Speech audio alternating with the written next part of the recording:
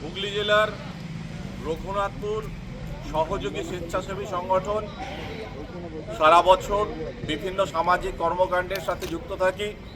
তারই অন্যতম অঙ্গ হিসাবে আজকে আমাদের হুগলি জেলার সীমানা অতিক্রম করে আজ পুরুলিয়া জেলার বান্দোয়ান ব্লকের 4টি গ্রামে আমরা এলাকার মানুষের আর্ত আবেদনে সাড়া দিয়ে আমরা এসেছি শীত বস্ত্র সহ মধ্যাহ্ন ভোজনের আয়োজন নিয়ে।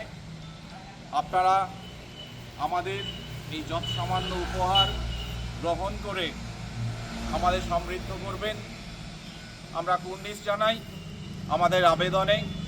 আপনারা আজ সাড়া দিয়ে এখানে উপস্থিত হওয়ার জন্য এবং আজকের এই শীত বস্ত্র উপহার কর্মসূচিতে বিশেষভাবে সহায়তা করেছেন বৈজনাথ চৌধুরী চ্যারিটেবল ট্রাস্ট ও আনমোল ইন্ডাস্ট্রি লিমিটেড।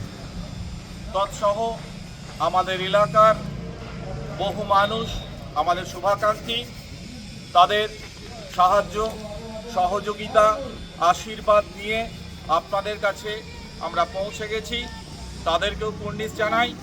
এই কর্মসূচিতে আমাদের এলাকার এক প্রফেসর, তিনি তার কন্যার জন্মদিন উপলক্ষে তিনি আমাদের বিশেষ সহায়তা করেছেন।